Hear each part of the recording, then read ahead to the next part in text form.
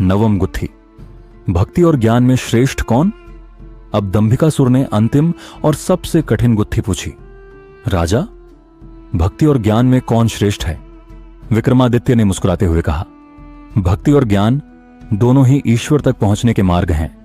ज्ञान सत्य का बोध कराता है, जबकि भक्ति परमात्मा में पूर्ण समर्पण कराती है। दोनों ही पथ श्रेष्ठ हैं, परंतु निष्काम भक्ति में ज्ञान का भी समावेश होता है। सच्ची भक्ति में ज्ञान का प्रकाश अवश्य होता है। दैत्य ने अपनी माया से एक विशाल अग्नि का गोला रचा। उसने राजा को धमकाया, यदि तुमने गलत उत्तर दिया तो इस अग्नि में भस्म हो जाओगे। राजा ने निर्भीक होकर कहा, दैत्य, तुम माया से सत्य को नहीं मिटा सकते। ज्ञान और भक्ति एक दूसरे के पूरक हैं। यह अग्नि मुझे नहीं, तुम्हारे अहंकार को भस्म कर देगी। दैत्य राजा की निर्भीकता और सत्य पर विश्वास को देखकर भयभीत हो गया। उसकी सारी मायावी शक्तियां निष्फल हो गईं। दैत्य का पराजय और पश्चाताप नवगुत्थियों के हल हो जाने के बाद दंभिकासुर राजा विक्रमादित्य के चरणों में गिर पड़ा। उसका अहंकार चूर चूर हो गया था। उसने कहा, हे राजन, तुमने मेरी सारी गुत्थियों का हल निकाल दिया। अब मेरी मायावी शक्ति निष्फल हो गई है, मुझे क्षमा करो।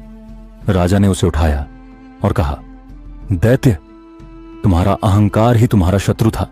अब तुम सत्य और धर्म के मार्ग पर चलो। दंभिकासुर ने विक्रमादित्य को प्रणाम किया और संकल्प लिया कि वह अब जीवन भर तपस्या करके अपना प्रायश्चित करेगा। उपसंहार राजा विक्रमादित्य अपनी विजय के साथ अपने राज्य लौटे। प्रजा ने उनका भव्य स्वागत किया।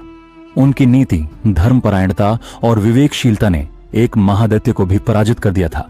दैत्य दंभिकासुर अपनी तपस्या में लीन हो गया और विक्रमादित्य अपने राज्य में न्याय, सत्य और धर्म का प्रकाश फैलाते रहे। राजा विक्रमादित्य ने दंभिकासुर की 9 गुत्थियों को सुलझाकर उसकी मायावी शक्ति को पराजित कर दिया था। दंभिकासुर ने पश्चाताप करते हुए राजा से क्षमा मांगी और तपस्या करने का संकल्प लिया। राजा ने उसे क्षमा कर दिया और अपने राज्य लौट गए। परंतु यह कहानी यहीं समाप्त नहीं हुई, क्योंकि दंभिकासुर की हार के बाद भी उसकी मायावी शक्तियां पूरी तरह नष्ट नहीं हुई थीं।